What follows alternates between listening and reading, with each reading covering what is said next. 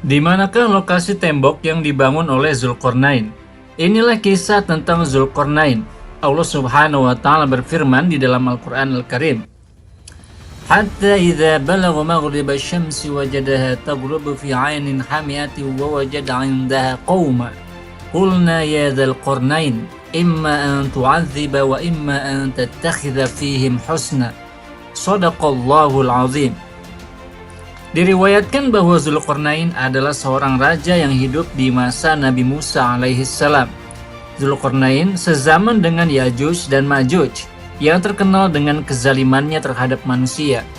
Dialah yang membangun tembok yang menahan kaum Yajuj dan Majuj sehingga orang-orang terlindungi dari kezaliman mereka. Sebelum kami lanjutkan, dukunglah kami dengan menekan tombol like dan tombol subscribe. Jangan lupa pula untuk memberikan komentar Anda tentang video ini di kolom komentar. Lalu siapakah Yajuj dan Majuj? Al-Quran Al-Karim telah menjelaskan kepada kita sebagian dari sifat-sifat Yajuj dan Majuj. Dijelaskan bahwa Yajuj dan Majuj ialah kaum yang zalim dan senantiasa membuat kerusakan di muka bumi. Mereka juga memiliki kekuatan yang luar biasa yang tidak bisa ditandingi oleh siapapun. Maka orang-orang tidak mampu menghentikan kezaliman mereka. Dengan kehendak Allah Subhanahu wa taala, datanglah seorang raja yang adil yang bernama Zulkarnain untuk menyelamatkan manusia dari kezaliman Yajuj dan Majuj. Maka Zulkarnain pun membangun tembok besar yang membatasi antara Yajuj dan Majuj dan kaum yang meminta bantuan kepada Zulkarnain.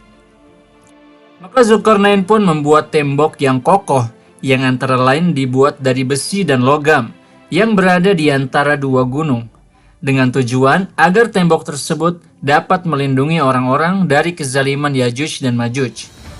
Dan kaum Yajuj dan Majuj masih berada di balik tembok tersebut hingga hari ini, sebagaimana disebutkan dalam sebagian hadis bahwa Rasulullah SAW bersabda, "Tidak akan terjadi kiamat sampai terjadi 10 tanda, terbitnya matahari dari barat, dan munculnya hewan aneh, dan munculnya Yajuj dan Majuj." Maka munculnya Yajuj dan Majuj dianggap sebagai salah satu tanda-tanda besar kiamat. Mereka akan muncul dengan izin Allah Subhanahu wa taala di akhir zaman. Dan mereka akan menjadi kaum yang paling kuat di antara manusia. Namun penyebab dari kekuatan mereka tidak diketahui secara pasti.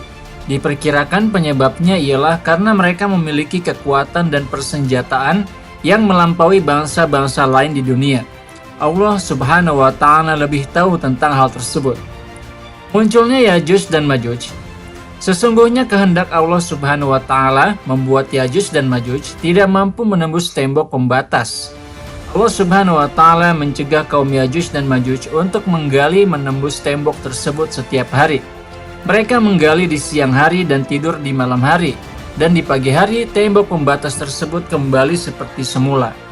Allah Subhanahu wa taala belum memberikan hidayah kepada mereka sehingga mereka belum mampu menembus tembok tersebut. Dan kemunculan Yajuj dan Majuj juga merupakan bagian dari kehendak Allah Subhanahu wa taala. Selanjutnya kita akan membahas tentang lokasi tembok yang dibangun oleh Zulkarnain. Dengan kehendak Allah Subhanahu wa taala, manusia secara umum tidak mengetahui dengan pasti di mana lokasi tembok yang dibangun oleh Zulkarnain.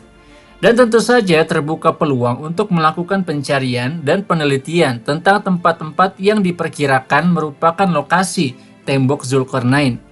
Ada yang berpendapat bahwa tembok tersebut berada di Cina. Ada pula yang berpendapat bahwa tembok tersebut ada di suatu tempat di Gunung Kaukas. Atau ada pula yang menyebutkan bahwa tembok tersebut berada di dalam laut. Hanya Allah Subhanahu wa taala yang mengetahui hal tersebut.